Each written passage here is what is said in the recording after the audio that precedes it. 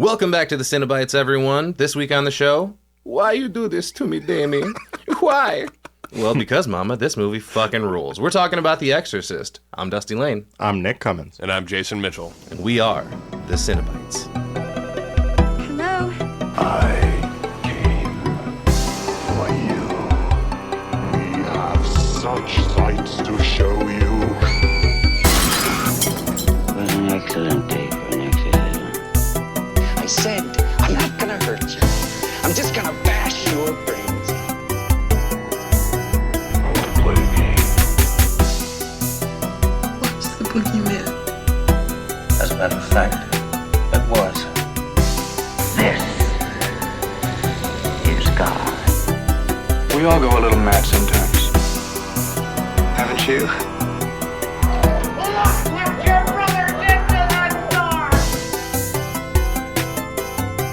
But sometimes that is better. Once again, welcome back to the program, everyone, and of course, welcome to Oblivion. We are the Cinebytes. We're so glad you've joined us. Today, we are talking about, goddammit, one of the greatest movies of all fucking time. I swear to God, this is one of my favorite movies. It's The Exorcist, man. 1973, William Friedkin. This is a banger, dude. What do you guys, knee-jerk reactions on this one? Having seen it for the first time, I mean, this was quickly jumping. I'm sorry. Yeah, no. First Wait. time. What the fuck did you just say? For the first time? First time. Yeah. Holy hell. We got another virgin, boys. Oh my God. Okay. So the thing about, and I guess I didn't talk about it in our intro, is I've seen a fuck ton of new horror. Sure. But I'm still catching up on all the classics to watch that, with that period of time where I didn't watch any. Oh, so gotcha. this was my first time jumping into this, and I was like, well, that's top 10, easy, top 5 even, maybe, of all time. It's crazy how well this movie holds up and just filling you with that sense of dread. Literally 50 years later, it holds up against anything you can put it against. Yeah. Unbelievable. I'm really glad that we are covering these movies when you're getting to watch these and actually go over them like we are too. I know. I'm all of a sudden, I'm really excited. Ooh, let's. Right. I want to know what you think, man. Nick's all giddy, and I'm excited actually. I mean, it's giving me an excuse instead of just being like, "Oh, I'll get around to it, right? Whenever." No, you know, get to it now. So now it's like, no, you got 2 weeks, motherfucker. Watch it. Yeah, you'll watch it and you'll like it. Well, at some point, there's going to be something I hate. Just running through some of the specs here real quick. Of course, directed by William Friedkin, one of the best to ever do it. Our studio, we got Hoya, which I've never heard of before. It looks like I actually wrote Haya, but it's just a skinny O. And also Warner, of course, which that'll come back in the movie itself, which is interesting. Rated R, of course, 2 hours and 2 minutes. That's 122 minutes for anybody that wants to do the math. Setting in Georgetown/DC, of course, and a little bit of northern Iraq in the beginning. So, yeah, for a plot here, it's pretty simple, really. Reagan, a little 12-year-old girl, fucks around and finds out the hard way. All Ouija and no partner makes Captain Howdy ruin your fucking life. You and everybody around you. Right. Captain Howdy. Captain Howdy. Just a quick rundown of our characters here. We got Reagan, of course, Reagan Teresa McNeil, played by Linda Blair at 12 years old. She absolutely murdered this role. Chris McNeil, the famous movie star, played by Ellen Burstyn. Father Damien Karras, Mr. Jason Miller, which... Little background on him. Apparently, he married Jackie Gleason's daughter, and then his son was Jason Patric of Lost Boys fame. Oh, wow. Oh, wow. Yeah. The horror line just kind of went. Horror royalty family, yeah. Father Dyer. So this guy was played by William O'Malley, who was actually a priest. A little bit of background on him. Apparently, unfortunately, some allegations came out, and he touched some kids. So I don't feel so bad about the whole story where William Friedkin walked up and smacked him at the one part. He was just preemptively punishing him, I guess. He had a feeling, huh? I guess, yeah. Lieutenant Kinderman, Lee J. Cobb, who is so fucking relaxing in every scene he's in. He's just a sweet old grandpa. I was going to say, I want that dude to narrate a bedtime story for me. Oh my God, that'd be so great. I would fall asleep instantly. On the Calm app? Yeah. Yeah. Of course, we have Father Lancaster Marin, played by Max von Sydow, who was actually really young when he played this role. They made him up really, really fucking well. Something that I was thinking about, one of the more recent movies that I've seen old people make up in was X. Obviously, Pearl and Howard were played by younger people. I didn't like the makeup that they did. I thought it looked overdone. It didn't look good. I didn't think so. Yeah, I agree. Yeah. I'm the odd one out on that. I had no idea until the credits that those were the younger versions of people already in the cast. Right. I mean, yeah, they sell it okay, but I don't know. I just, maybe I had the information that it was like Mia Goth and old people makeup, and I was like, They were very, like, raggedy. Definitely. Like, that's the best way I can describe it. Like, I felt like they maybe did try too hard. For sure. A couple ancillary characters. We got Sharon, the babysitter, played by Kitty Wynn. Burke Dennings, the director, played by Jack McGowan. Carl, played by Rudolph Schundler. Willie, who was the cook in the house, Gina Petrushka. And good old Mama Karis, Vasiliki Maliaros. And then Damien's uncle, I think his name might have been Alex. Did I hear that at some point in the movie? Uncle Alex? I don't know. Maybe I'm just making that shit up. But his real name is Titos Vandis. Wonderful cast of characters rounding out. Everybody plays their part exactly the way that they need to. Yeah, I don't know that I have any more to say about that at the moment, but Not until we get into it. So let's get into it, man. We open, of course, in northern Iraq. The first thing that we experience in this movie is not a sight, but a sound. The score is fucking incredible. We have like the screechy violins going on, which is great. Yeah. Very unsettling. Right, and then that breaks into like a like Arabic chant, like an Islamic prayer. Right. So that's super cool. Everything in northern Iraq in the beginning of this movie is fucking beautiful. The architecture, the shots of the architecture. Oh, yeah. The camera work was really good, and you can tell they really knew what they were doing. Mm-hmm. DP Owen Roisman, let's shout him out real quick. He's the man, obviously. He actually did a lot of work with Friedkin. So, and there's a reason for it. Yeah. I watched it in 4K, and that was the first thing I noticed. I was like, this looks like it was shot today. Yeah.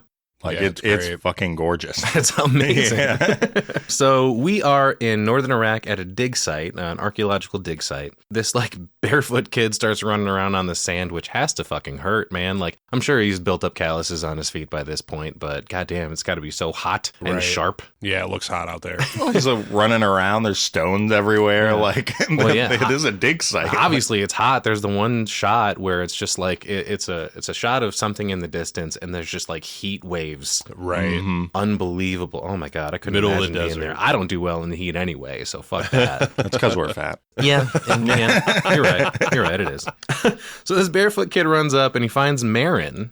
And he's like, yo, dude, they found something at the base of the mound. It's small pieces. And Marin goes over and he's like, checking out. All right, let me see what you found. And there's this little tiny Pazuzu bust. This little, he's holding it in his hand. Statue, Yeah, a little statue head going on. And I really like this moment when he sees it because it starts building the tension. And this is where we get the sound effect of like they put a bunch of bees in a jar and put a microphone up to it, and that's where we get that buzz sound, which is really fucking cool. So he looks at it and he immediately recognizes something's, I've seen this before. I have experience with this. Oh fuck, what does this mean? So obviously it's time to take a break, and we go have some lunch. We're in this little marketplace, and he's got this little tiny itty bitty tea sitting in front of him, and he's got to take his heart pills. I don't know if that's such a good idea. Heart medication and caffeine, but you gotta get your fix somewhere, I guess. I guess you do.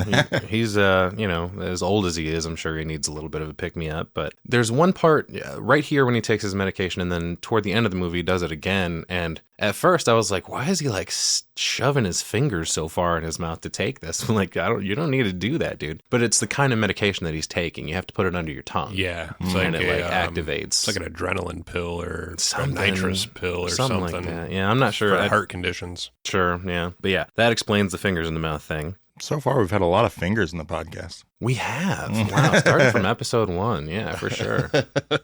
So while he's sitting here taking his lunch, he's just kind of lost in thought. I like the sound design here, too. We have, I call them the Blacksmiths 3. They're hanging out and they're banging on this, whatever it is that they're making. They're taking turns hitting it. It's like ting, ting, ting, ting, ting, ting, ting, ting, ting, ting, ting, ting. And then the one guy stops. And it's just ting, ting, ting, ting, ting, ting, ting, ting. That sound has always stuck with me. I don't really know why, but I like it. It adds to the disorientation, I think. Yeah, a little bit. And then speaking of disorientation, the dude looks up and he's got one of his eyes has I don't know if it's a cataract or something going on with it. He's got a wonky eye. Oh, I didn't notice that. No? Okay. No, I definitely noticed that. I don't know if it was missing maybe, but... I don't think it was missing. It was just like his eyeball was like pure white. So I don't know. Eye injuries, my favorite. Yeah, that's been a threat so far here too. And it's, hey, spoilers, that's not going to stop by the next episode either. So we cut to Marin goes back inside and he's studying the archaeological finds, right? He picks up the pendant of St. Joseph. He's looking at that. And the other guy, when he does, he says something about evil against evil. In that moment, it's just a couple of seconds after that, the clock, the pendulum in the background that's swinging back and forth stops. Clock stop. Yep. And he's like, what the fuck is up with that? And it's like, it doesn't slow down and eventually stop. It just fucking... It's immediately. Just stops. Yep. So obviously that's freaky. Marin is prepping to leave. The guy that is there talking to him is like, oh, I wish you didn't have to go. He's like, there's something I must do. So he walks out past this line of like worshipers. I thought was a cool image where he's just like, they're all lined up perfectly, you know, doing the whole facing east and on the prayer rugs and everything. That was a really cool shot. On Marin's little walk here, he goes down an alleyway and it's crowded in there and it's cool. Did you notice everyone's just kind of banging on shit? I noticed at first with this little kid. I thought, oh, cool. He's like practicing to be a blacksmith. He must be one of the children of the Blacksmiths 3 or something. But no, everybody's just banging on shit. It was like Friedkin was like, all right, everybody be busy. And they're like, what do we do? And he's like, I don't know if I can find a hammer and start banging on shit. Get to work. Look busy. Right. Marin walks out of this alleyway. He almost gets hit by a fucking cart with some sort of witch in it, I think. Yeah, I couldn't tell if that was supposed to be symbolic for something or not. If it really came back around. Yeah, like maybe a gypsy woman or something like that. Like I kind of just was like, okay, this is, having not seen it, I was like, is this foreshadowing? Or, you know, it's just maybe it was just Pazuzu trying to off him before he comes back for the exorcism. Yeah. Maybe. Could be that. You know? Definitely could be. I don't know. Okay. So we cut to him driving up. I think he goes back to the dig site. He's in this little Jeep. And he jumps out, and these two guys run out with AK-47s trained on him. And he must have some clout because he just waves them off. And they're like, oh, okay, you're good. Get out of here. I'm allowed to be here. And then we get, again, one of the most beautiful shots of the movie. We get Marin kind of climbs up this mound. And he stares across this little distance at a Pazuzu statue, and there's like wind blowing sand across it, and it's just Pazuzu like statue. Huge Pazuzu statue with a huge snake dick. I don't know if you noticed this, but goddamn, this dude's packing. I don't think I noticed that, actually. No, it's hard not to. I'm pretty fucking amazed that you didn't notice it. Actually, you know that little statue that I have at work? It's on there if you want to check it out. So yeah, during this shot, yeah, it's definitely a very Mortal Kombat-esque, like Marin versus Pazuzu, round 1, fight. Fatality. While he's staring at this statue, like, fucking bring it, bitch, we see these fighting dogs in the distance, which is going to be important later as well. Yeah, 2 black dogs. I'm thinking hellhounds. Okay. You know? Definitely keep that in mind. It's going to resurface once again. After his little stare down, we get our main setting here, which is Georgetown, Washington, D.C. area. We cut to Chris McNeil, who is a movie star. She's in bed and she's kind of studying her script. I don't know if she's like kind of taking notes on it a little bit, but she's also got this like cigarette that she's using as a toothpick, which is fun. She's just kind of playing with it in her mouth. Unusual. Yeah, just hand-to-mouth fixation thing, I guess. This is where we get the first rustling in the attic, which is fun. I don't know what her deal is. She thinks it's rats, but if these are rats, then it's a fucking mutant rat. Like, it's like that cartoon where I think it's Sylvester, and he's like chasing around the little mouse, but then it keeps getting swapped out with a kangaroo. Master Splinter's up there just teaching the Ninja Turtles. Right. Yeah. So she's also wearing these like super comfy looking silk jammers, dude. I kind of want some. It's probably not going to be, you know, my look, but I don't give a shit if it's as comfy as it looks. Silk jammers. that should be the Cinebytes dress attire for recording. Oh, fuck silk jammies. Oh, hell yes. Christmas episodes. So Chris goes and checks on Reagan. This is the first time we see her window is open, and we're getting toward Halloween, and it's got to be getting cold, obviously. She closes the window, goes back out. Next morning, we've got Willie downstairs making breakfast, and it looks fucking delicious. I could smell this shit coming through the screen. She sees Carl come in, and she's like, oh, hey, I heard some shit going down in the attic last night. We got some rats. And he's like, no, the attic's clean. She's like, all right, they're clean rats then. Fuck you. She's a dick to Carl. Yeah. And she's like, and Carl's like, no. We don't have rats. I don't know what the fuck you're talking about. And he's like, well, she goes, just go get some traps. And he's like, all right, well, I'll go to the store. She's like, don't go to the store now. They're closed. And he's like, well, I'll go check anyway. He's like, I'm getting the fuck out of here. Willie yells at him. They fucking hate each other. I don't know what the deal is with them. I don't know if they're like secretly married or something, but like, yeah, Willie screams over at him. They're closed, you fucking moron. Now we go to our first, I guess our only scene of the movie within a movie being filmed here. It's called Crash Course. We get a little Warner Brothers sign on the trailer, which is fun. One of the first things we see in this scene is actually the guy that wrote The Exorcist, William Peter Blatty, in a cameo. He's talking to Burke, the director, about like, hey, do you really think we need this fucking scene? I don't think so. Will you think about it? And fucking Burke walks away from him like, don't tell me what to do. Chris has a problem, I think maybe with the scene too. She's like, well, why are they tearing the building down? And he's like, well, I don't fucking know. Do you want to talk to the writer about it? He's in Paris, I think. And she's like, what is he doing? Is he hiding because this movie fucking sucks? And he's like, no, he's fucking because that's what you do in Paris. Damien's in the crowd, obviously fanboying a little bit about that. But then Chris goes to, go into her scene. She's getting prepped. She's walking up and this like hair and makeup tech starts fucking with something on her collar and she kind of swats him away. That's fun. I think this movie could also be called For God's Sake because that's pretty much all she's saying in this monologue. She gets the bullhorn. She gets up on stage. Yeah. Right. She's like up on the steps of the campus or whatever, and she's talking to the crowd. She says, for God's sake, about 6 times. See, I noticed that, but I like there's other, like they say God damn it a lot. I thought that was purposely done. Like maybe they're taking the Lord's name in vain, so that's why this happens to them. Is there's so much, they're unclean or whatever. Sure. Well, I mean, it happens to them because Reagan's an idiot and doesn't have a partner with her Ouija board. But Rule that number could certainly one. be supplemental, obviously. After the scene wraps up, Chris walks home, and this is where we get our first instance of Tubular Bells. Tubular Fuck yes. Bells. Mike Oldfield, one of the greatest fucking horror themes ever. It also happens to be Halloween, and we got trick-or-treaters running around. We got, little ghosts and witches and nuns, or maybe the nuns are actually nuns. I don't know. It's hard to tell. She walks by the church and sees Damien kind of giving a pep talk to another priest like, hey man, hang in there, it's gonna be okay. And he's talking to him, I found it interesting, about a crisis of faith, which Damien himself is experiencing. Right. But in that moment he's like, no dude, it'll be all right, don't worry about it. So obviously they're having some issues at the church, Yeah. If it's more than one person. Something's in the holy water. Right, maybe. I wrote down, I said, no. Send a guy who's having a crisis of faith to fight an exorcism. That's going to go well. So Chris gets home. She's talking to Sharon, the babysitter, about, oh, hey, how was your day? She's like, I don't know. I'm filming like the Walt Disney version of the Ho Chi Minh story, which was funny.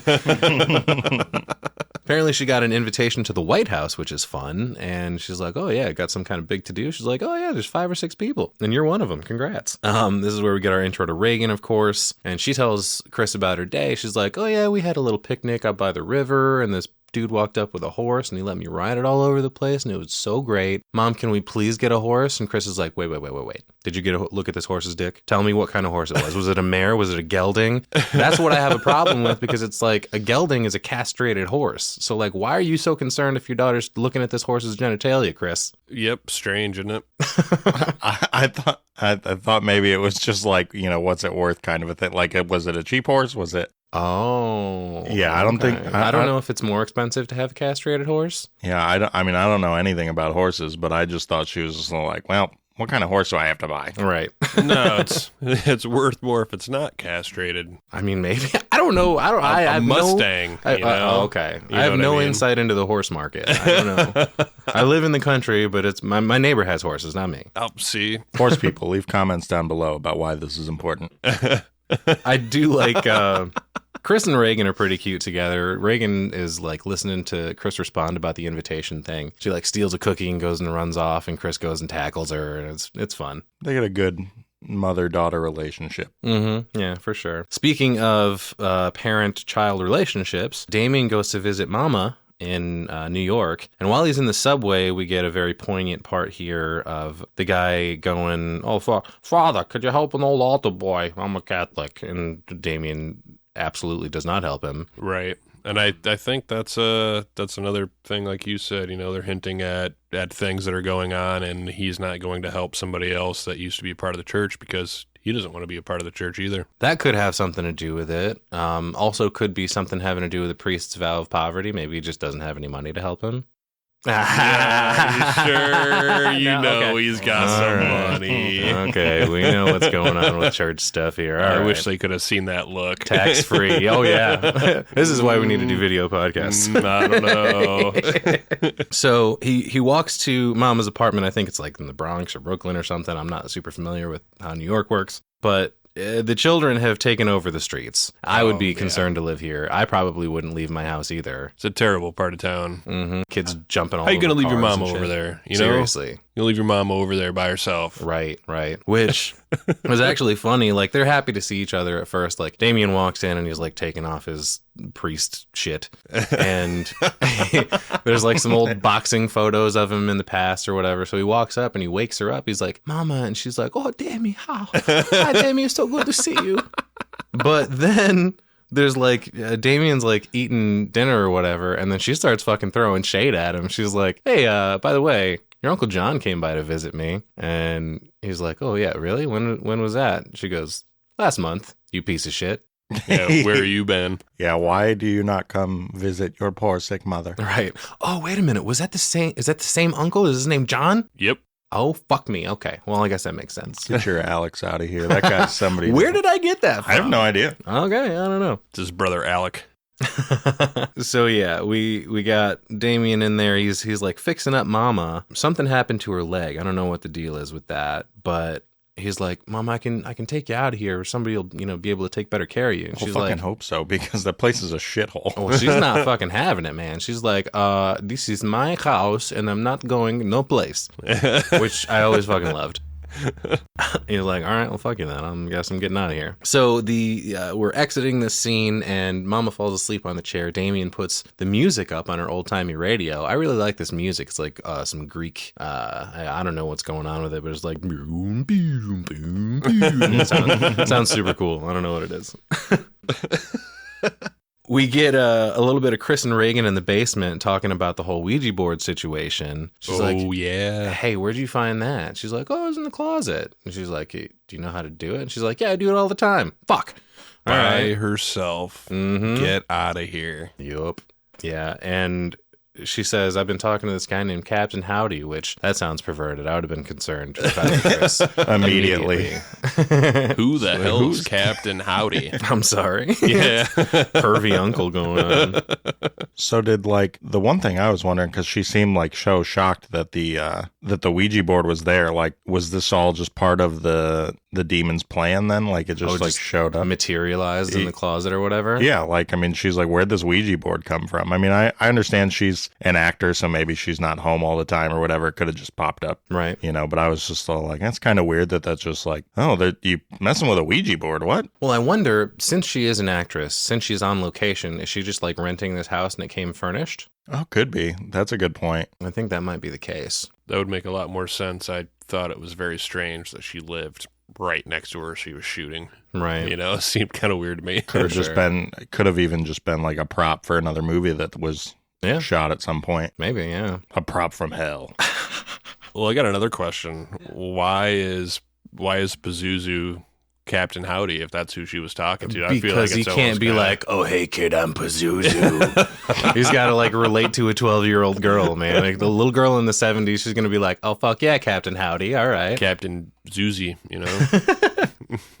So yeah, Chris is like, well, you need two to play. And she's like, no, you don't. Whatever, Captain Howdy, all that stuff. I did notice that they didn't say goodbye, which you're supposed to do if you're messing with a Ouija board. Well, and the planchette moves by itself when she's showing Mama about it. Also true. Yeah. Also true. But hey, it's bedtime. Let's forget about this Ouija board for a minute. She's talking Reagan in, and they're both on this cover of like a photo play magazine, which is fun. It's pretty cool, I guess.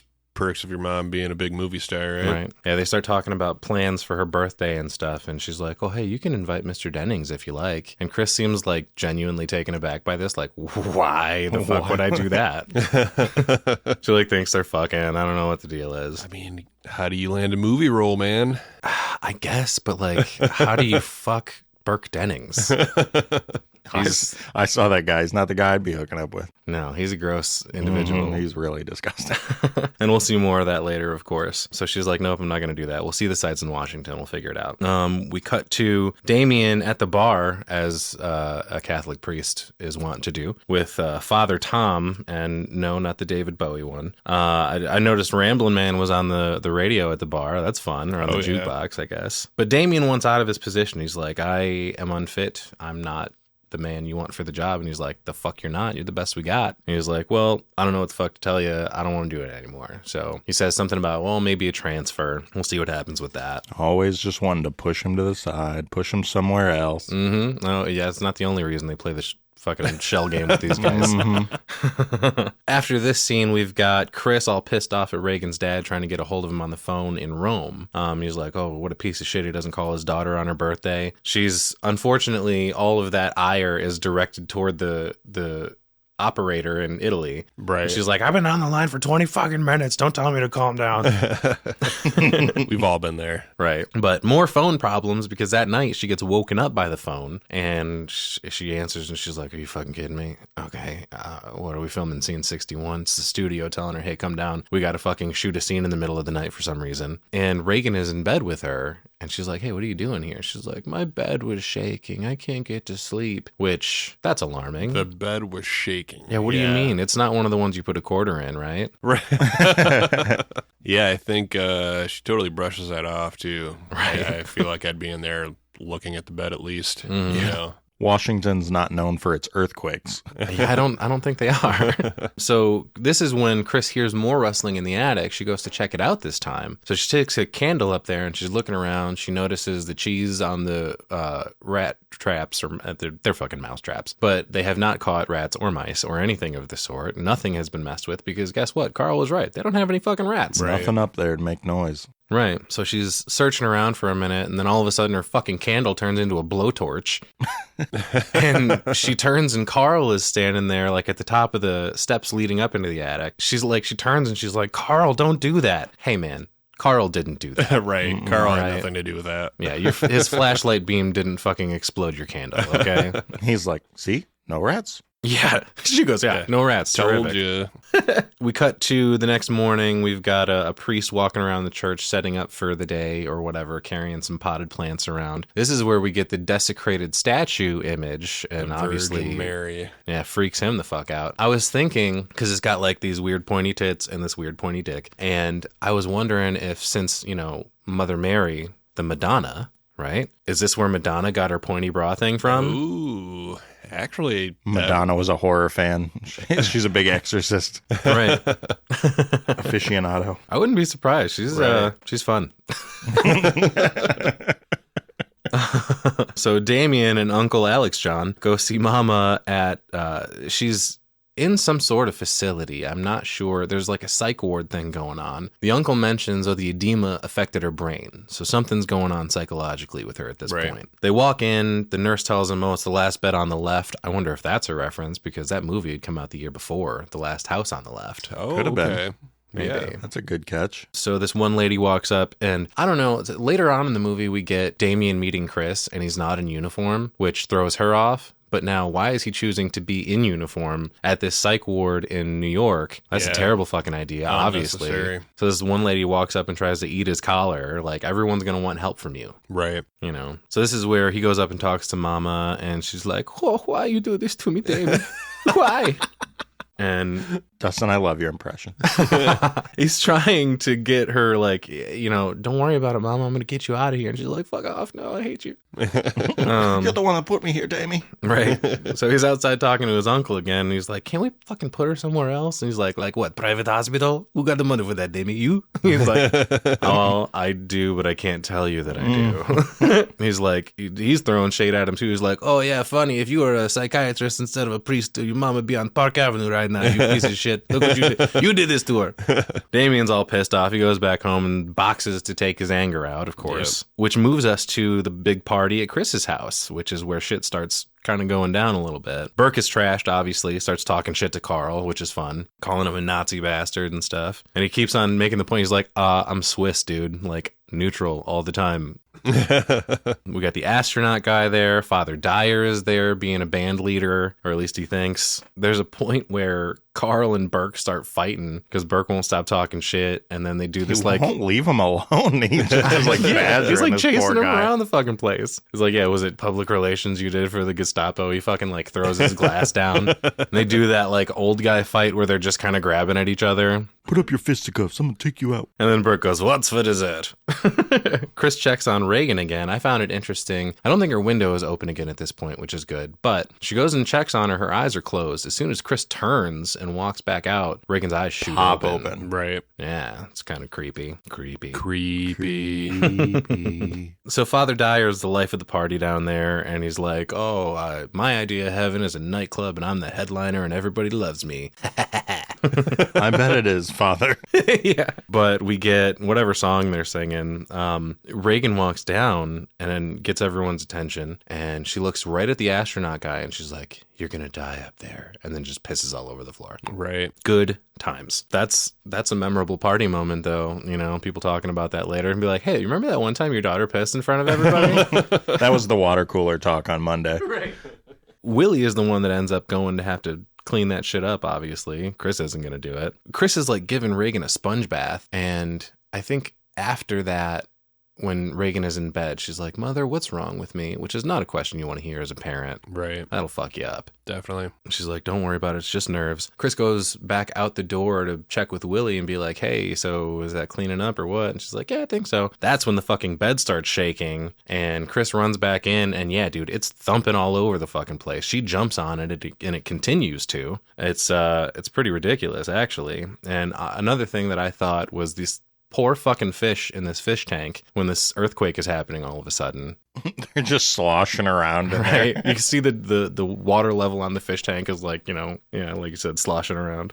Just goes from 0 to 100 real quick. It's just like, we were just peeing on the floor a second ago and like, you know, I don't know, little kids have accidents. And I mean, I wasn't having accidents at 12, but you know, some people are. And all of a sudden the bed's shaking. Considering her mental state at the moment and whatever is already going on with her, like it's not her fault. You know? Yeah, right. Yeah. Also, I want to mention real quick, at the party, we do get a quick mention of, Damien's mom died. Oh, okay. I don't think I caught that. Yeah, no, I didn't catch that at all. Well, Chris is asking about Damien. She's like, hey, who's that like intense guy at the fucking church? And Dyer's like, yeah, that's Damien. Yeah, poor guy had a rough knock last night. His mom died. So, okay. So the next scene is Dyer going to visit Damien, and he brings him some booze. He's when he walks up to his little residence here, there's a bunch of people playing poker. I don't know if it's like a bunch of priests or if it's like a college campus thing where it's, because I think he lives on the campus. It's like just I thought it was just another bad part of town situation, kind of like his mom. No, they're in Georgetown. They're like on the campus of Georgetown University. Okay. So I don't know if there's like a religious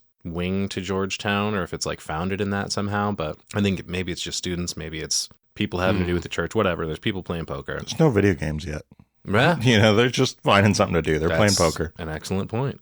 All right. So Damien asks Father Dyer, he's like, hey man, where'd you get the money for the booze, the Chivas Regal, he calls it. He's like, did you get it from the poor box? Because that's pretty fucked up. He's like, no man, I have a vow of poverty, but tell you what, I actually stole it. He's like, I believe you. And I believe him too, because he actually has a story about how he stole it from the college president. He's like, man, he shouldn't be a drunk anyway. Oh, wow, yeah. All right. So Damien's blaming himself for his mama's death, obviously. And he's like, all right, shut the fuck up and go to sleep. Lays him down, takes off his shoes, and we get a peek at Damien's crazy feet. And he's like, are you going to steal my shoes now? He's like, no, motherfucker, I read fortunes by reading the creases. Right. Smart ass. And just before he walks out, he goes, stealing is a sin, and then immediately passes out, which is one of the coolest fucking parts of the movie, because now we're into Damien's dream. Every single bit of this dream is poignant in some way. So first of all, we get the St. Joseph's pendant that we saw earlier falling. We get a shot of the dogs that were fighting in Iraq. Black dogs. Which it's like a bunch of shit where like, how could he have these images in his brain? He didn't experience these things. It's true.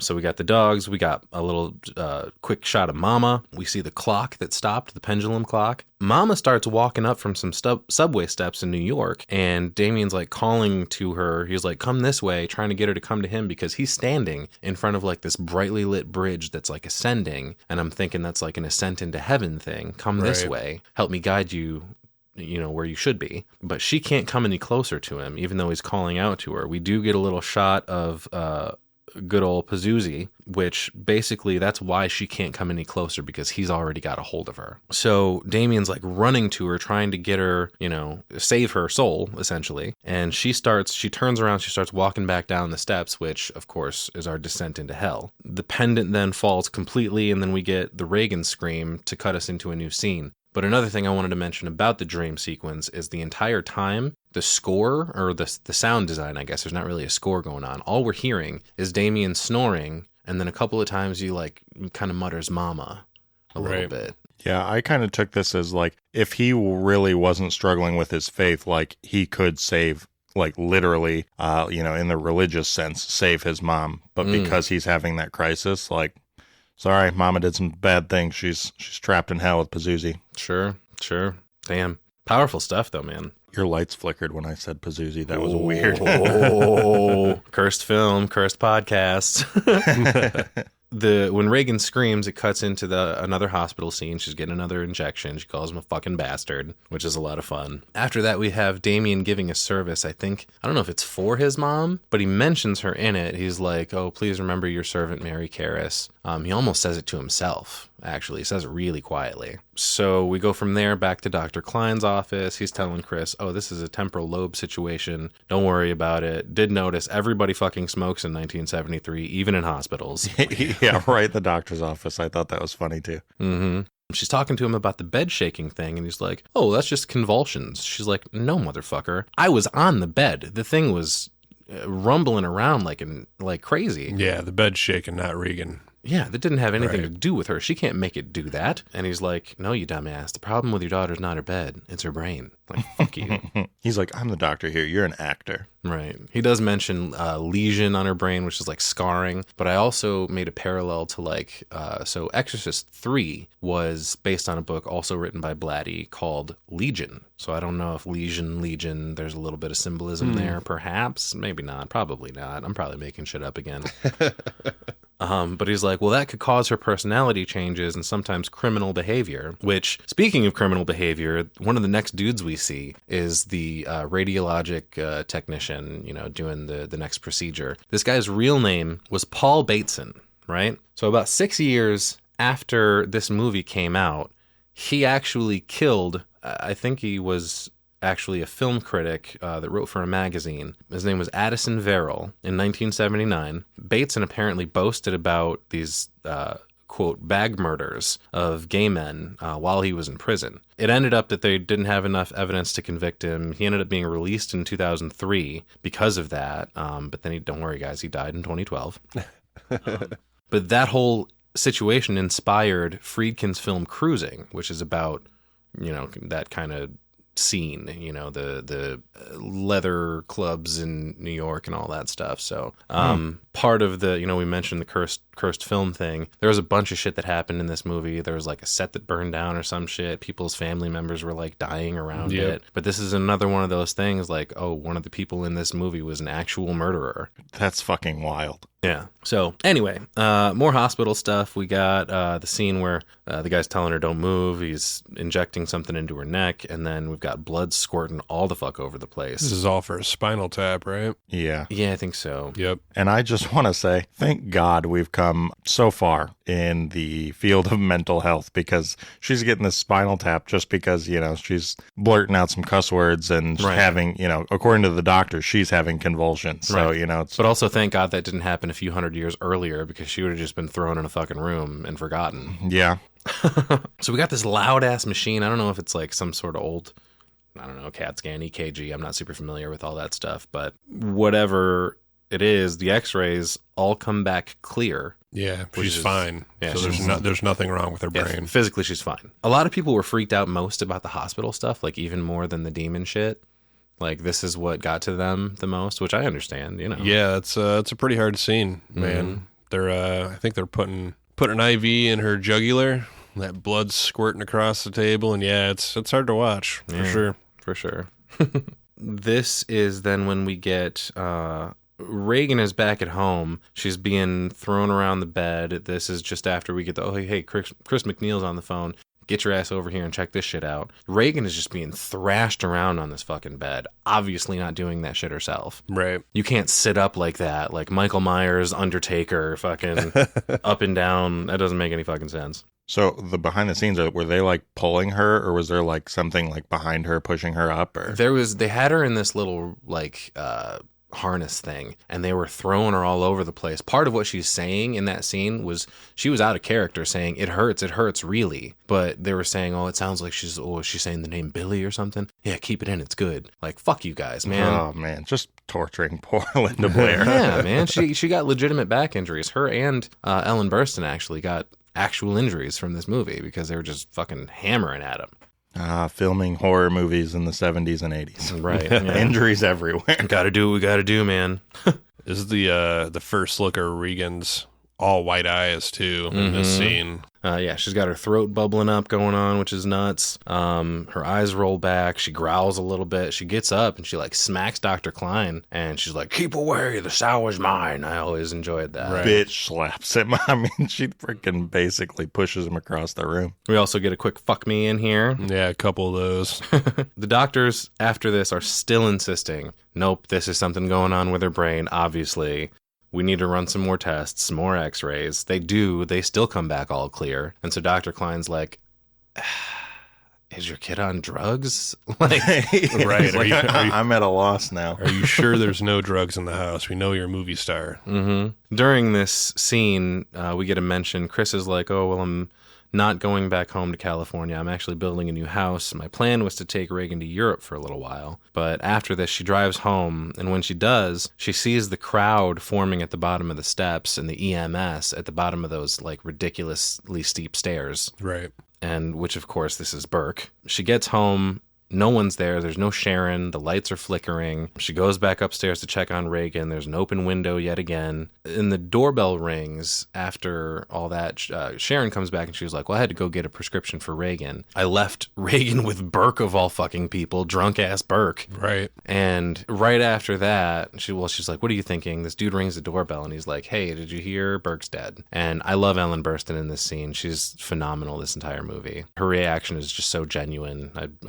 I bought into every bit of this movie. Next, we move to the hypnotism scene where we get that fun little nut grab in.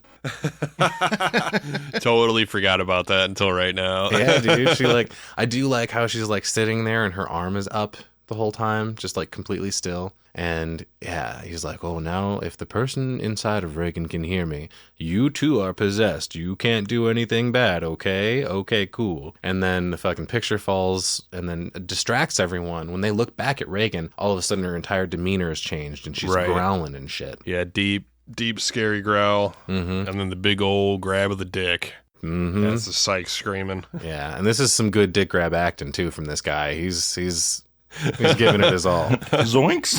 Zoinks. I think she grabbed it and twisted it. Ooh, maybe if I had off. to guess. Yeah, possibly. So Damien, after this, is running around the track. This is where Lieutenant Kinderman is watching him, and he interviews him about Burke, which he's like, so what do you think is going on? Do you think the desecration is related to this murder? Do you think it has anything to do with whatever? Witchcraft, right? Yep. No, it was the Dominicans. Go pick on them. Well, this is where he drops a big ball, though, because right now we think that Burke just went down the stairs. Right. And with this encounter, we find out that Burke was dead before he was thrown down the stairs. Yeah, his head was twisted completely around. His head was twisted around. Mm-hmm. Which he was like, well, couldn't that happen in the fall? Yeah, it could, but it didn't. One in a million. Right. Yeah, he says something about like the force alone makes it pretty much impossible. Right. Yeah, which makes sense to me. That would seem really fucking hard to do in that situation. There's some cute back and forth between the two of them. He's talking about, hey, anybody ever tell you look like John Garfield? And he's like, anybody ever tell you look like Paul Newman? Which, fuck me, Lee J. Cobb absolutely does. But then he tells him, like, I can't really tell you shit about this. I could, tell the judge it was a matter of confession. I can't, divulge this information, even if I had it, which I don't. Right. He was like, well, I can have you deported. Back to Greece with you, motherfucker. He's playing coy. Right. And then he gets all pissed off at him. He's like, I lied. You look like Sal Mineo, which is an insult because Sal Mineo is a boxer. He's like a very small guy. You know, I don't have insight into his actual boxing career, but I know he was like diminutive, so it was an insult in that way. But he asks him out on a movie date anyway. He's like, hey, I get passes to all the best shows. You want to see a movie with me? He's like, no, fuck you. I already saw it. I didn't even tell you what movie it was yet. It doesn't matter. I saw it. What makes you think I would want to see a movie with you? Yeah, get away from me, weird old guy. So we get back to Chris and Reagan for a little bit. Reagan at this point is actually starting to look pretty fucked up. She's looking like a demon now. Yep, the change is happening. Yeah, and there's like a whole panel of doctors, and they're like throwing their hands up in the air like, ah, We have no explanation for this. The boils. Exorcism, maybe? Right. Maybe try that? She's like, you want me to take my kid to a witch doctor? Yeah, you piece of witchcraft shit? doctor. I'm paying so much fucking money for all of your expert opinions, and that's what you got for me? Right. Cool, thanks. Her growing anger that nobody has answers for her either. She's like, I just want to help my poor daughter. Yeah, as a parent, you'd be fucked up about this, Yeah, man. you would. That's awful. So we get back to Kinderman a little bit. He's kind of investigating the area where Burke died, which is where he finds the little sculpture, which will tie into when he goes back to talk to Chris. He sees the sculptures that Reagan has made, which are terrible, by the way. Right. I feel like at 12, maybe your prowess should be a little better than this. I don't know. Stop Maybe not. bullying the children. I Yeah, don't care if I they're know. possessed, Dusty. But they're all terrible. This is where Chris ends up questioning the people about Reagan's crucifix under her pillow, right? It's like, Willie, Carl, what the fuck? Yeah, I'm not where did religious. this come from? Yeah, Right. this is not a religious household. Why in the fuck is there a crucifix under her pillow? And they're both like, I didn't fucking put it there. I don't know what you're talking about. Which, you know, okay, yeah, nobody knows nothing, okay? Mm-hmm. All right, sure thing. Lieutenant Kinderman is outside still. He looks up at the window and he's like, light bulb. 2 and 2 together. Right. He goes to talk to Chris, and this is where Chris starts to realize, shit, my kid killed a guy. Great. Toward the end, this is where we get the most relaxing bits of Lee J. Cobb. Just like, he never gets upset, he never raises his voice, and he's like, oh, I know, I realize, but listen, just hear me out on this, okay? And I'm like, okay. Absolutely. I'll listen to you talk forever. Whatever you say, man. Toward the end of this, he asks for an autograph from Chris, and he plays it off as, can I get this for my daughter? And she's like, how do you spell her name? He's like, aha, I lied, it's for me. It's for me. I'm blushing a How little bit. inappropriate, though. Yeah. Inappropriate timing. I'm here to investigate a murder, but That's by true. the way... But when's he going to get another chance? I mean, no matter when he comes back to talk to her about this murder investigation, it's always going to be an inappropriate I time. guess shoot your shot, right? And she's like, oh, yeah, sure, whatever. Tells her he saw her movie 6 times, and she's like, oh, how do you spell it? He's like, it's on the back of the card there. Don't worry about it. Just flip it over. Yeah, K-I-N. Yep, there it is. The second he leaves, Yeah, as soon as he leaves. all hell breaks loose. Holy hell. Shit's just getting thrown all around, all over the place. We got more demon grunts going on. She runs upstairs. Yeah, there's a fucking maelstrom of just shit thrown all around the room. She's like, what the fuck is going on? This is like a hurricane's going on in her bedroom. Yeah, man. This is where we get the crucifix masturbation, which she just asked everybody about the crucifix. She took it away. And it magically shows up again, and she's like stabbing herself in her lady bits. Oh my god, dude. This is one of those scenes in horror where it's just seared into your brain for the rest of your life. This is one of the, when I was a kid, I watched this movie way too fucking early, like literally when I was like 7. And this is one of the scenes that stuck with me the most, just because everything is so different now. Holy fuck, the chaos of everything flying around in the room. Holy fuck, she's stabbing herself in her junk. Let Jesus fuck you. Yeah, she's got a lot of strong words coming Right, out. You know, dude. the Tells her demons mom- are talking, and Tells her mom to lick me. Yeah. She fucking slaps her. This is where Ellen Burstyn got that back injury. They apparently filmed the scene a couple of times, and Friedkin's like, nope, not good enough, whatever. Ellen Burstyn goes up and she's like, hey, man, they're fucking pulling me too hard. You got to tell him to calm down. He's like, okay, no problem. And then he goes back to the fucking, I think Marcel Vaucouture, or Vercouter, I think his name is, the SFX guy. And he's like, hey, let her have it. fucking give it to her. Dude. Right. Just yank her out. Pulls it twice as hard. Yeah, you can see her reach for her back in that scene. Shits her head, too. Yeah, Sure. definitely. So yeah, this is where we get the first head spin, and she's talking in Burke's voice, and he's like, "You know what she did? Your cunting daughter." And fucking, I always love that too. Iconic. This is where we get her meeting Damien. He's not in uniform. "I beg your pardon, we can't do an exorcism. You might want to find yourself a time machine." Yeah, back to the 16th century. Back to the 16th century, right. And then Damien actually visits Reagan at this point. They walk upstairs, and Carl's standing out there holding a chair like a fucking lion tamer. And he's like, "It wants no straps." This is where she is actually looking demonic now. She doesn't claim to be a demon. She claims to be the devil himself. Right. Just talking in Latin. He's like, "Well, if..." She's like, "I'm not Reagan." "Well, if you're not Reagan, where is she?" And she's like, "In here with us." Yeah, your mother's in here. She also mentions that. Yep. Isn't this where we get the iconic line, "Your mother sucks cocks in hell"? No, that's actually during the exorcism itself. Is it? Okay. He mentions, "Oh, you don't want the straps," because she keeps talking about, "Hey, loosen the straps, loosen the straps." He's like, "Well, if you're the devil, why can't you just make the straps disappear?" And she's like, "That's much too vulgar display of power, Karis." Right. Why? If you want to prove you're the devil. But part of it is also her not wanting to play her hand too strong, because she doesn't want the exorcism to happen. Right. You know, this is all Pazuzu. He's a shrewd, cunning sort of fella. He's having his fun with Reagan at this point. And he doesn't want to take it too far to the point where there's enough attention, because he knows that the church has to like approve the exorcism and all that shit. Right. But would it not be enough for you when she starts as a 12-year-old little girl, sounds exactly like the old man that you saw before, going, "Oh, Father, could you help an old altar boy?" She's saying verbatim something that was said to you with no one else around and a voice that she couldn't possibly be making. Well, I think this is where he realizes it's real too, because he wasn't too sure right off the bat. You know, he didn't want to go in here. He didn't want to do this, but agreed. And hey, here we are. It's real. You know? So we get, she mentions, "Your mom is in here with us." And he's like, "Oh, well, then you must know my mother's maiden name." And she's like, "Oh, shit." And fucking vomits pea soup all over her. Oh, yeah. Gross. Which, this is another one of those behind the scenes things where Jason Miller thought it was just going to hit him in the chest or whatever. But nope, directly to the fucking face. Yeah, I was reading that on the trivia thing. Like, he's outraged. He's just like, it's actual disgust on his face. Right. So we do a smash cut to Chris doing Damien's laundry. She's like ironing his shirt. It's the least she could do. Yeah, that's true. She got him into this.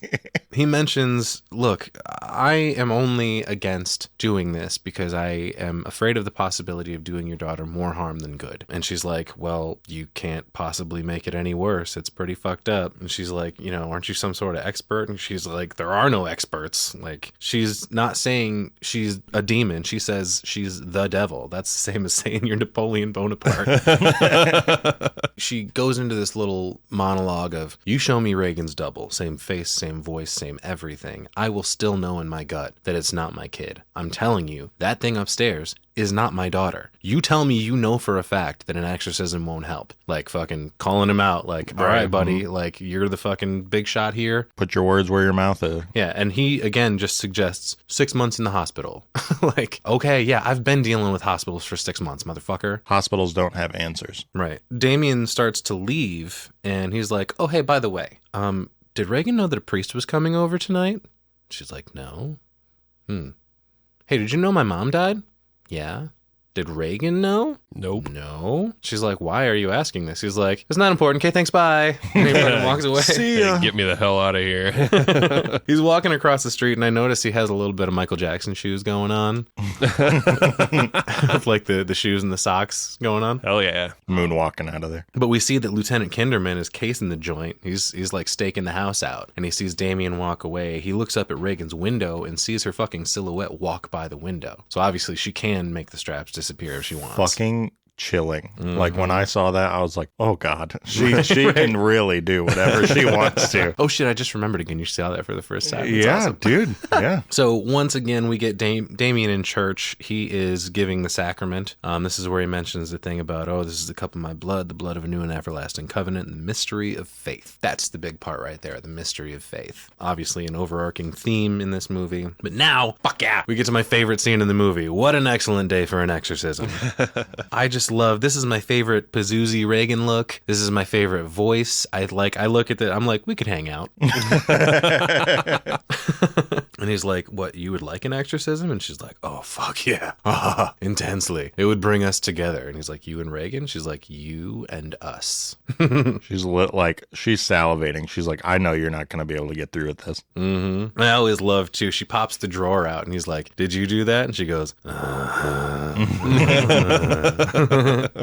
The voice that they get to at this point is just excellent. Yeah, I should mention real quick, Mercedes McCambridge, who already had kind of a husky, raspy voice, was an older actress. They like fucking made her drink raw eggs and had her chain smoking and shit to get this voice. Oh, wow. Yeah, dude. I did not know that. Mm-hmm. Well, and she, I read she didn't originally get credit. She had to sue them to get credit for her voice. No shit. Yeah. That's unfortunate. Wow. Okay, well, we're giving it to her here, Mercedes McCambridge, okay? Remember that fucking name. You killed it. So she pops the drawer out and he's like, did you do that? Uh-huh. Pushes the drawer back in. Do it again.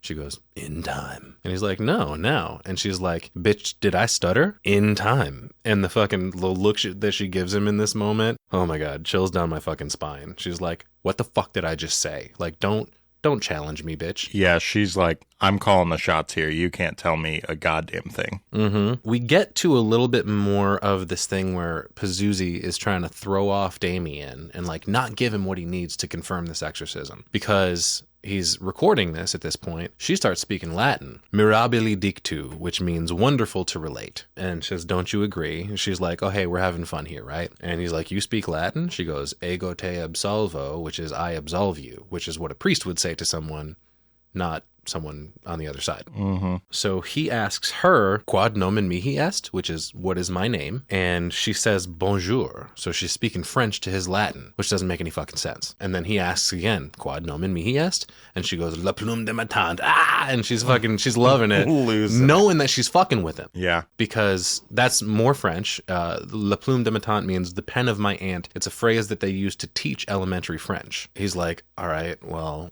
whatever. So all of this stuff is, once again, she reacts to the holy water that isn't really holy water. It's tap water. She knows that, or Pazuzu knows that, but he's reacting to it to prevent this exorcism. She's speaking French to his Latin to make sure, oh, you can't confirm shit. This doesn't make any sense. Yeah, it's all a game. Right.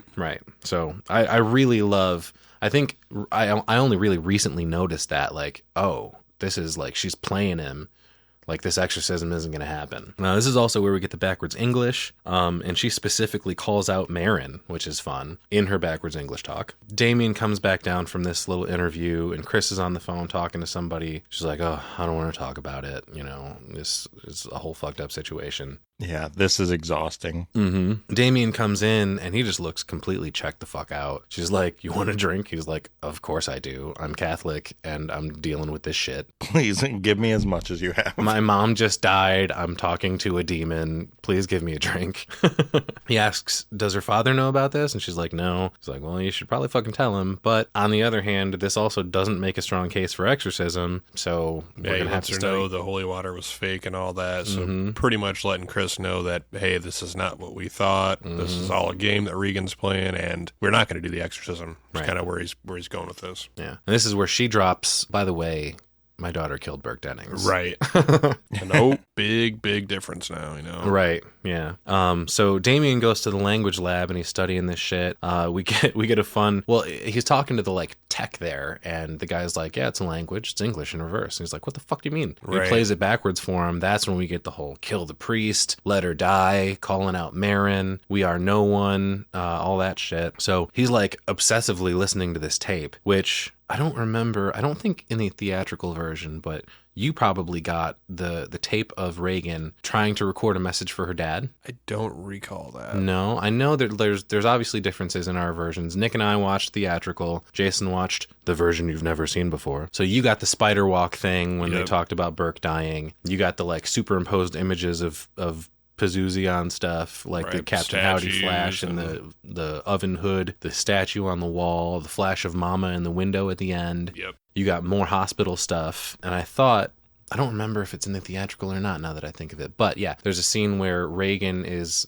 recording on a tape to send to her dad. And she's like, oh, I don't know what to say, acting all shy and stuff. And she's like, just talk to your dad. It's fine. But it's like, yeah, that juxtaposition of this cute little 12-year-old girl's voice versus this other voice coming out of the same body. And holy fuck, what's this? Yeah, that's crazy. That's where we get a little bit of a jump scare with the phone ringing, snapping Damien out of it. And it's Sharon saying, hey, come over and check this shit out. And she shows him when he comes into the room. First of all, it's cold as fuck, but Reagan is sweating. And she lifts up, or she like unbuttons her nightgown or her, pajama top, whatever. And on her stomach is like, help me, like, I don't know, seared into her skin. It's like raised up. Right. It's like a burn or something almost. Yeah. She's also got a crazy fucking belly button going on here. I don't know if anybody noticed that. No, you notice all like the little things like that. I did not notice It's that. like completely, it's like flat along with like the surface of her stomach. There's like a little ring there, but like, I don't know.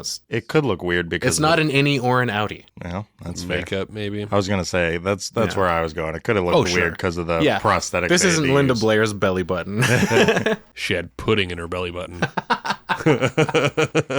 Looks like pudding. In this moment, there's a fucking great score going on. Whoever did the score killed it. Just want to mention that. Yeah, so for the music, when just a quick Google, I have Mike Oldfield, Jack Neach, Christoph Pendrecki, and George Crumb all listed as composers for The Exorcist. Okay. Well, whichever one was responsible for the score in this moment, it was pretty fucking phenomenal. The whole time. I mean, the score drives the sense of dread throughout the whole movie. So we go from that scene to Damien talking to, I think, with somebody who is the Archbishop or something. He calls him Your Excellency. I don't know if he's that or a cardinal He's or what like the fuck ever he is. The head of the church or something. The head of the archdiocese. He's the guy that has to approve The Exorcist. Right. He's talking to him about the whole thing, and he's like, you want to do the exorcism yourself? And he's like, yeah. He's like, yeah, right. We need someone who knows what the fuck they're doing. Now kiss my ring, bitch. And he sends him packing, but then we cut to the other two priests. It's the Archbishop along with Father Tom, who we saw earlier. So they're trying to figure out, they're like, all right, so I guess we'll do an exorcism, and by the way, this is the worst acting in the movie. These two bouncing off of each other are just awful. Everything is so unnatural. But he goes, who we gonna call? Lancaster Marin.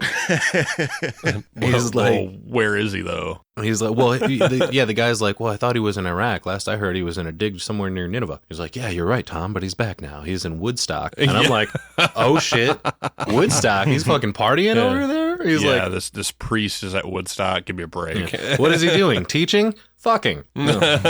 Yeah, what else do people do at Woodstock? Apparently he's working on a book, which it should be mentioned, the Woodstock Festival wasn't actually in Woodstock, New York, so I guess that's it was like just outside of it. So he's actually in Woodstock in some like little peaceful wooded area. He's not at the Woodstock concert. No. That's that was also like 5 years previous. Okay, yeah.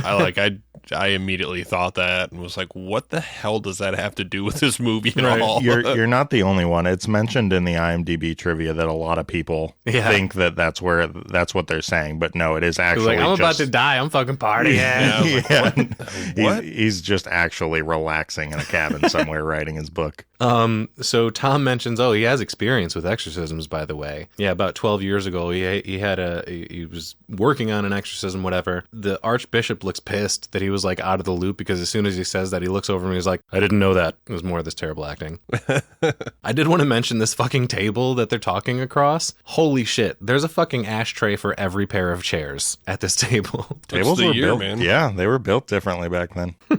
I don't know if you remember. Just all the obsession with smoking back then. Yeah, ashtrays in all the cars, ashtrays in all the restaurants, ashtrays in the hospital. Mm-hmm. Smoke. Ashtrays in the schools. Are you smoking yet? But he's like, yeah, he did an exorcism about 12 years ago. Damn near killed him. Why don't we finish the job?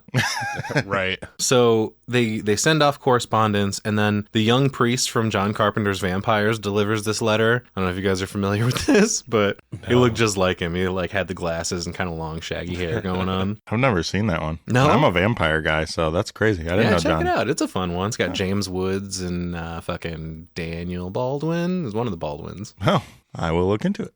So he delivers the letter to Marin. Marin looks at it and he's like, oh, fuck, here we go. This is the thing that I must do that I mentioned at the beginning. We get a quick shot of Reagan who, like, senses that he's coming. Yeah, her eyes are, like, flashing or something weird. Right. She's definitely got, like, an oh shit look going on. So you just said, like, Marin is like, oh shit, this is the thing I had to do. So did he just, like, sense that there was something that drove him back? Yeah, I think so. Okay. I think so. After he found the statue head of Pazuzu, he was like, I better head home. There might be something going on. Okay. Right. That makes sense. This is where we get one of the most iconic shots in all of fucking cinema. This is where the cab drives up with Marin and he gets out without paying, by the way. Priests ride free with the Capital Cab Company. I would think so. Or maybe the church just, sent him a voucher or whatever. They're in its pocket, Mm-hmm. Yeah. So yeah, Reagan Pazuzu, we get another shot of her going, oh shit, while Marin's standing outside in the streetlight. God damn, I love that shot. Marin comes in, Damien and Marin meet, and that's where we get the fucking Marin! Reagan screams. That was kind of funny because Sharon is kind of running down the stairs, and she actually reacts before we hear the scream. Like, she stops and looks up, and then we get Marin! I thought Regan sounded like a cow here, like a dying cow. For the whole house, yeah. A little bit. Marin asks Damien, are you tired? And he's like, no, I'm all right. He's like, good. I need you to go to the residence. I need a cassock, 2 surplices, a purple stole, some holy water, your large Roman ritual, 2 all-beef patties, special sauce, lettuce, cheese, pickles, onions, and a sesame seed bun. Just gives him this huge fucking list of shit to bring back. Damien asks him, hey, do you want the background of the case? And he looks at him just dead face. He's like, why?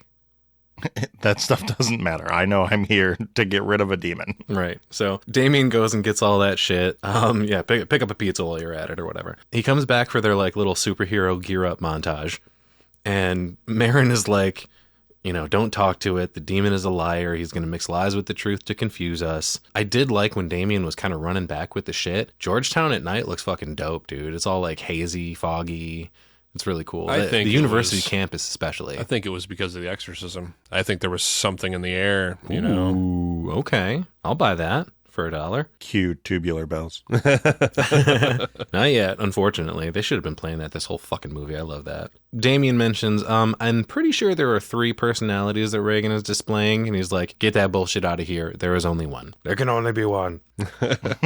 They go up to start this exorcism, and everyone's kind of huddled outside of Reagan's room because shit's about to go down, essentially. Right. So they walk in, the room is fucking freezing. As soon as they walk in, you can see their breath. Reagan just has a death stare. She's like kind of sitting up and like staring at the door like, bring it, bitch. As soon as Marin walks in. Damien turns and kind of closes the door in Chris's face, which is fun. He's like, no, you're not wanted here. Yeah, you don't want to see this. Marin starts, getting ready for this whole thing. He walks over to Reagan's little bedside table and he takes out this super dope fucking crucifix and holy water decanter. They're all fancy as shit. Oh, yeah. I love it. I find it fun that the first words spoken in this entire exorcism, like as soon as they walked in, nobody's saying anything. First words we hear, stick your cock up her ass, you motherfucking worthless cocksucker. Well then. Okay. To which he responds with, be silent, and, flings holy water all over everything. So fucking let the games begin. Here we go. The bookmark in the Roman ritual is set to chapter 11, which is the rite for exorcism. They start fucking bumping out the Lord's Prayer, and Reagan fucking hawks a loogie right at Marin's glasses, but he's a fucking pro. He doesn't miss a beat. And he just keeps on going. So gross. Yeah, dude, this shit looks like Double Dare slime. Yeah. Like, nasty. Jesus. So nasty. So Reagan in the beginning of this is just kind of making noises to throw him off of shit, really. And this is where we get your mother sucks cocks in hell. The bed starts to rise up off the floor, and Damien can't handle that shit. He's like fucking up his responses and stuff because it's messing him up so much. It's like freezing up, kind of. Yeah, dude. This is where we didn't see it, but Marin asks Chris earlier, like, oh, hey, what's her middle name? And there's a nice little scene where she's like, oh, it's Teresa. And he's like, such a lovely name. But we didn't see that in the theatrical. But this is where he drops that, Reagan Teresa McNeil. And yeah, Damien's fucking up the responses. The bed's rising up off the floor. This is where we get like a strobing light going on, and we get another little Captain Howdy Pazuzu flash. Oh yeah, that's Pazuzu. A lot of fun. That face freaked me the fuck out when I was a kid, man. Oh my god. I think it's actually that image is not Mercedes McCambridge. I think it's Eileen Dietz is Reagan's double. Like her stunt double. And she was the one that did like the spider walk, all of the stuff where she's getting thrashed around on the bed, or not that part. There are certain scenes where Eileen steps in to kind of make it more believable since she was an adult, but about the size of Reagan, like all the slaps and stuff they used Eileen for because she was able to sell it harder. Oh, okay. But I think that is her in a makeup test. Is the image of Captain Howdy. Oh, wow. That's interesting. Yeah. This is where we get an image of Reagan's big nasty tongue going on, and Marin does something. I don't know if he's like I think he might be putting like the purple thing on her head or doing like a little image of the cross or whatever, but the demon makes like a sound where it sounds like he's a little sleepy, like You're boring me, priest. No, not that. Like more exhausted. Like, okay. Wait, can we take a time out? I need a little nappy poo. So yeah, he touches her with the little purple stole thing, and more slime oozes onto that, and then Marin gives it to Damien, and he gives a real Dom DeLuise in History of the World Part 1, like, wash this! And Damien takes it and goes and, rinses it off in the sink and all that shit. Reagan starts clacking shit and rustling stuff all over the room, and Marin starts to look rattled at this point. But thankfully, the bell has rung to end round 1. Reagan starts laughing a little bit, but it doesn't take long to jump right back into fucking part 2. We get a little F-bomb, and no, I'm not talking about fuck. Obviously, and you guys know what I'm talking about. We're not going to mention it here, but the room starts to just kind of crumble at this point. This is where we get the most famous head spin, and then after that completes, we see the superimposed image of like Reagan's made-up face with Pazuzu over top of it. Right. Yeah, love that image. We got an earthquake going on. Marin comes back and like starts approaching the bed, and I thought it was interesting that Pazuzu kind of shrinks back from him, like does one of these things. You couldn't see me, but I jerked a little bit. Probably heard my squeaky chair. But I thought that was pretty funny. Reagan is talking shit to Damien like, oh, you killed your mother. This is where the straps start to rip, and Reagan levitates, which is where we get of course, the famous, the power of Christ compels you. Yep. And they're like flinging holy water at her, which keeps on ripping her legs up. Yeah. It's like tearing her skin. Yeah. Like pudding. Like pudding. Yeah, holy leg rips, Batman. No, thank you. Yeah. Literally holy ones. I love her eyes when she's starting to levitate. It gets that really close zoom in of her face, and her eyes are all white, and that's usually what you're seeing on a lot of the merchandise. Yeah. Like shirts and whatever. It's Reagan's face from this scene. It's the new cover of the 4K. Yeah. Is that the one, or is it the one where she's like thrown back and her throat bubbles and the eyes roll back? I thought that was the one because it didn't look very good. I think there's more than one. Yeah, there's a couple different ones, and I think one of them is the one you're talking about. Okay. One of them is the one I'm talking about. Gotcha.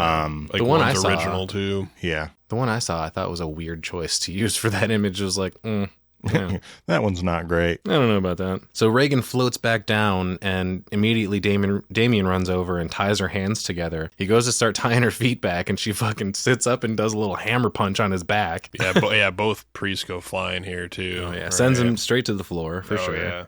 Yeah. This is where we get that super cool shot of Reagan just in silhouette on the bed, reaching up with the statue over by her, which I thought that was actually an updated version thing, but it wasn't. Oh, okay. No, the statue was there in the room. Like they put it in the room and shot that shot. Okay. So that whole thing happens. She lays back down. Damien covers her back up, and then we kind of get a little bit of a break here again. Round 2 is over. Well, he asks Damien if he's tired, and I think it's just like, it's showing like Marin is wearing down. He knows he's wearing down because like Pazuzu keeps battering Damien, probably because he knows like his faith is broken. Maybe it's Marin going like, are you tired? Oh, I'm not, but if you are, we can take a rest. We can stop if you need to. Don't worry about it, man. It's cool. He's like, yeah, let's take a little rest. I thought it was funny that Damien's response to that was just like, it was just like an exasperated nod. Yeah.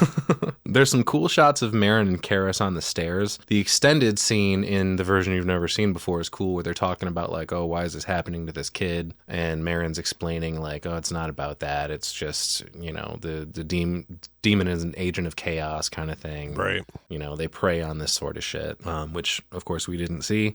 Jason, you did. Marin then excuses himself to go take his pill again, and Damien goes back in alone, sees Mama on the bed, and she starts doing the voice again, like, oh, Damien, oh, why you do this to me? And he's fucking screaming, you're not my mother! And Marin comes back in to see this when he screams, and fucking Marin puts Damien in timeout. And he's like, okay, whatever. You need to go downstairs and take another little breaky poo. I told you not to fucking communicate with this. Yeah. Right. Yeah, you're not ready yet. Go recompose. Mm-hmm. But then Damien's downstairs in timeout, and then Marin starts back up alone, which was a terrible fucking idea. Chris, while Damien's downstairs, asks him if it's over and asks if Reagan's gonna die. And he gives this look to her, which like just spoke to my soul, and he's like, no. And that like springs him back into action, and he jumps back up to go back upstairs, which is, you know, unfortunately where in between here we see Lieutenant Kinderman show back up, and he's like, hey, I know some shit's going down. What's happening? Because you see there's a shot of like the like green light flashing from the window or something, and I was wondering if like that was Kinderman actually seeing like, okay, there's what the fuck's going on? What are they doing in there right now? Got it. Okay. Damien runs back upstairs, and he finds Marin dead on the floor. His little holy water decanter is dripping. They get a close-up shot of that, which is cool. Regan's laughing. Well, she's untied at first. She's just kind of spaced out. Like, oh man, killing that old guy really wore me out. Took it out of me. Right. But yeah, she does start laughing after that. And Damien's pissed, man. He like grabs her and like body slams her, and there's a funny little like demon groan. Start punching this. He starts whooping her ass, man. Oh yeah. Bringing out the boxing skills.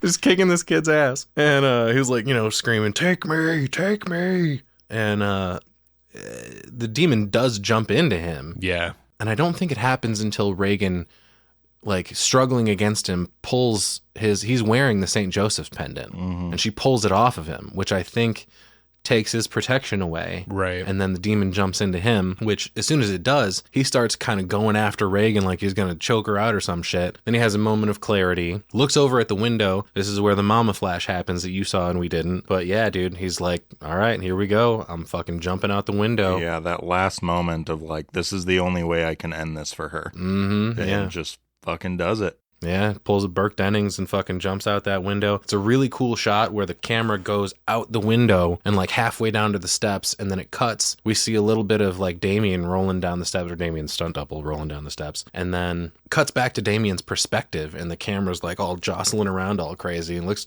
really cool. Yep, good camera work for sure. But as soon as he does that, of course, Reagan's all better. Dyer shows up at the bottom of the steps to give Damien the last rites, and it was powerful that Damien could only squeeze his hand in response.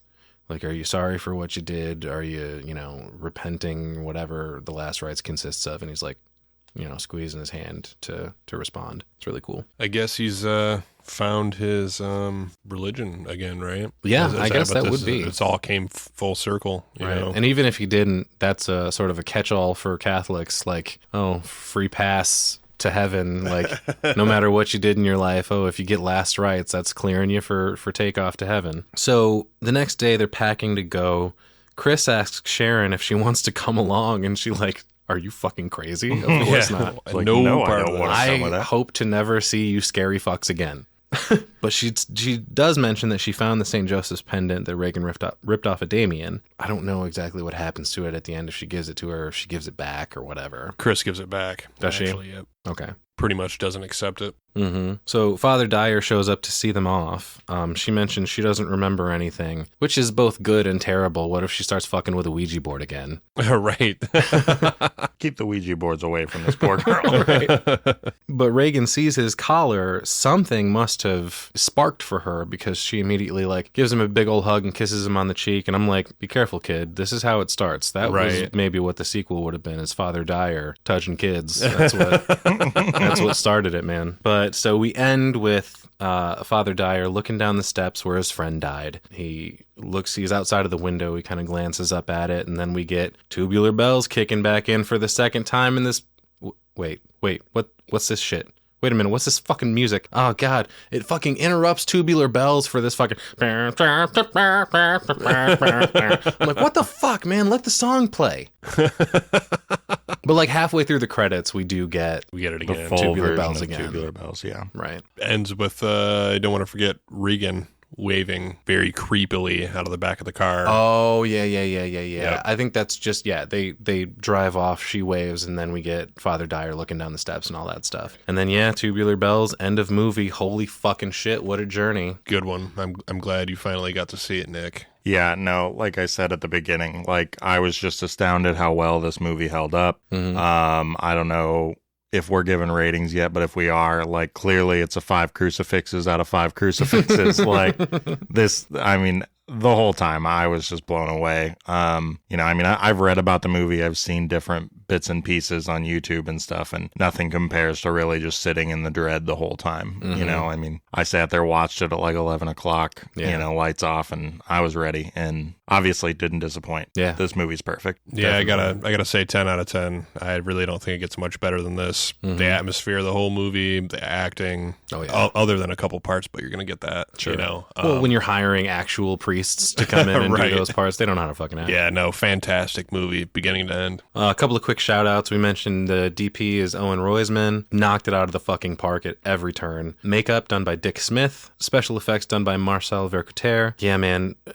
This movie rules top to bottom. It's powerful. It's thought-provoking. It's beautifully shot and scored. Super quotable and reference-worthy. And it's impressive as shit, regardless of your religion or lack thereof. Yeah, I gave this 10 out of 10 snake dick statues. And I'm not sorry. My recommendation is marry this movie and have its babies, because holy fucking shit. Yep. I mean, there's a reason we continued in like it's a whole subgenre of horror now as exorcism movies, because I mean, it's one of those things that really just pulls at people. I mean, I think a lot of people have the, not in the same way, definitely as Damien does, but a lot of people have that like questioning of faith kind of a thing. So when you throw that in their face in the worst ways possible, people are just terrified. Yeah. I actually, of course, we got the stories of people freaking the fuck out, passing out, having heart attacks and shit in the theater, which in 1973, no one had ever seen anything remotely fucking like this. Right.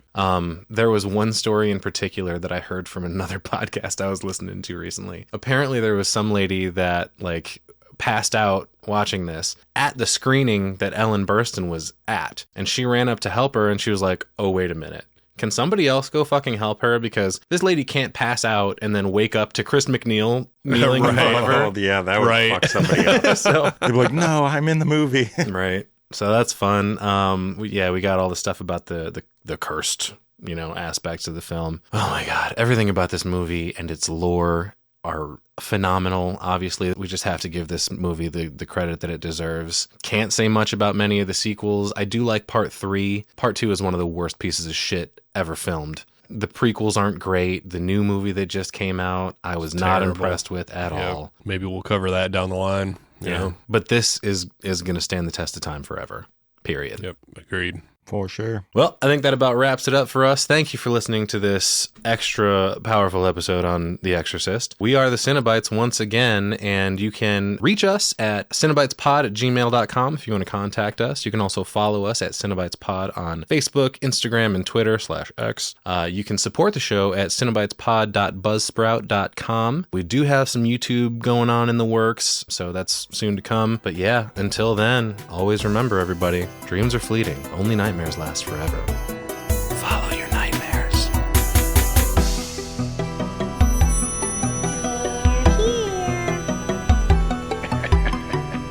Boy. Kill her, Mommy. Kill her. I bid you welcome.